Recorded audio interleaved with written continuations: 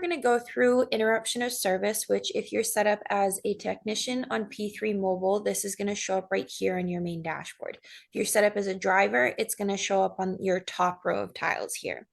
So what we're going to do when we click into our interruption of service is it's going to ask us for an account number. And when we enter in that account number, if it's existing in P3, it's going to populate below. So we're going to select this existing account, click continue, select the location that we're here to service, and it's going to bring us into the reason for why we're here doing an interruption of service. So now if we click this drop down here, you'll notice that we have these 7 to 8 answers or reasons that you can select here. If for some reason the reason you're doing this interruption of service isn't on this list here, we do have this other option. So for example, I know that if I'm going out to service this location to add a new appliance, I know that adding an appliance isn't on this list. So I'm going to go ahead and select other. And then in my description, I'm going to type in add appliance, and this will actually show up on that final PDF that gets saved to the account details and possibly emailed to the customer. But just for this example, we're going to go ahead and do an out of gas because that's probably going to be one of the most popular responses. So we'll go ahead and click continue. And now we're going to get into our system operating test where we have our leak check, pressure test, inflow, and lockup. So now if you're familiar with the P3 system, you'll know that this is the same exact layout that we have on the safety inspection system operating test also. And Brent, do you mind talking through these 3 system operating tests while I enter in the numbers? Absolutely, I'd be happy to. So a leak check is probably the single most important thing we can get at a customer's location to make sure the last time your employee was there that the system was free of leaks. So you're going to select the stage where you're installing your instrument to perform the leak check. And then once you've done that, you're going to identify whether it's in water column or PSI. And then once you've done that, we recommend you document the start time and the end time, as well as the initial pressure. The initial pressure will be when you turn the container service valve on, whatever it comes up to. And then, of course, you'd lower that pressure based on where you were in the system. So you document your initial, your start, and then your end pressure, which obviously should match your start, and then your start time and your end time. And NFPA requires a hold time of no less than 3 minutes. We do recommend nothing less than 5 minutes. That way there you do away with a stopwatch argument in a court of law. That way there you know you had a full 3 minutes if you held it for a minimum of 5. And then when we get to the pressure test section, there's always a lot of confusion around pressure test versus leak check in the industry. A pressure test is not required everywhere you go. It is only required on brand new gas distribution lines or a segment of brand new gas lines. Those would be a brand new home or an addition to an existing system, and you would do a pressure test with air or an inert gas at 1.5 times the operating pressure, no less than 3 psi per NFPA code. So you would select the stage where you were doing that pressure test. You would select your start pressure, your end pressure, your start time, and your end time. And remember that pressure test has to be held for a minimum of 10 minutes per NFPA. And remember, it does not have to be done on existing gas distribution lines, only new ones or a segment of them. And then as we move on to the system operating tests, commonly referred to as flow and lockup, you would also select the stage. We recommend you do it on a low pressure side.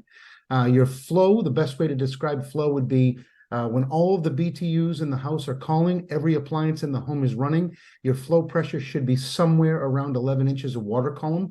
Most propane appliances are designed to run around 11 inches of water column. And then when you shut all the appliances off and there's no more demand or no more call for BTUs, then obviously the increase would be your lockup pressure. So that's telling us one of 3 things. If your lockup exceeds 30% of your flow, then that's telling us that either the regulator is not functioning properly, which is why we test it, or the regulator is not sized properly, or more commonly that the gas lines in this distribution system are undersized. So therefore we need to make some adjustments. So for simple math, if your flow was 10 inches of water column, well then your lockup cannot exceed 13 inches of water column. And then if we continue to the next section.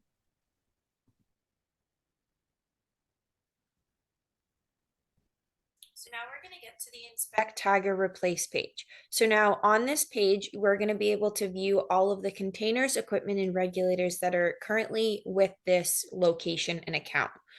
So because this is my testing account, that's why there's a lot of containers on here.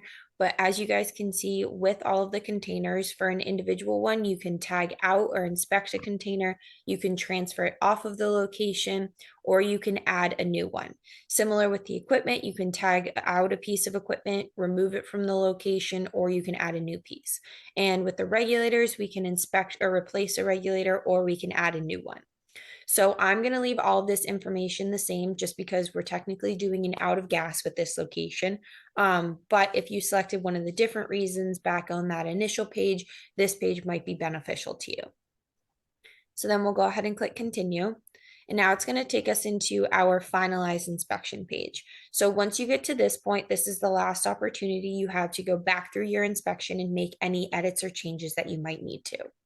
So here we're going to go ahead and enter in our email address for who we want this final PDF sent to for the customer. If for some reason you need to send it to more than one email, you'll go ahead and enter your first email normally. You'll use a semicolon and then you can type in that second email. And you can do this as many times as you need to. So then you're also going to select yes or no if a sniff test if a sniff test was performed, and then any inspection comments. And Brent, do you mind talking really quick about what might be beneficial to add in for inspection comments?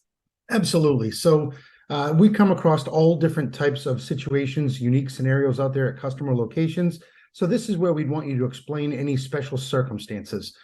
For example, maybe there's something you need to return for. Maybe there's a special circumstance or a pet or an animal that you have to be aware of when you're making deliveries or when you're doing a service inspection, or maybe it's just whoever signed the document. You would always determine who that was. Was it the general contractor? Was it the neighbor? Was it the mother-in-law? Did you have granted access, so therefore you did not have a person there? Either way, you would document those types of special circumstances in this section here. We always say don't undervalue the comment section, because sometimes a brief description can explain away a lot of different things that are on this form. Perfect. So we've added in a inspection comment where we said our neighbor signed for the homeowner. And we're going to do this because when we go ahead and click continue, we're going to come to our review and sign inspection page. You'll notice that this is my name here. So if I'm the homeowner and I can't be there for why my house being serviced, but my neighbor can be there to let the technician in, I'm going to go ahead and that's going to be an important comment to add. So once you get to this page, and what we recommend is any inspection that you're doing in P3 mobile, and you get to this review and sign inspection page, just to spot check everything, make sure it looks like it came over as it should. I always like to double check the account, make sure I have the correct address. We know I'm there for an out of gas, and I did my first stage leak check and flow and lockup. My inspection comments came over. So then once you and the person who's going to be signing this document have both looked over it, everything looks good, you're going to have that authorized representative sign that document, and then you as the technician will sign second. So now if for some reason that there is nobody available to sign that document, you do have a waive customer signature option. So if you check this box, this will actually print on this final PDF, customer not available to sign. And it'll show up on the P3 desktop dashboard as a document that didn't receive a signature, or a document if you didn't put an email in that is considered an unsent document. But obviously in this case, we have both signatures. So we're going to go ahead and click save, and it's going to load, and then it's going to tell us that our inspection was uploaded. And then we'll go back to our main menu, and then we're ready to continue on to whatever our next inspection is.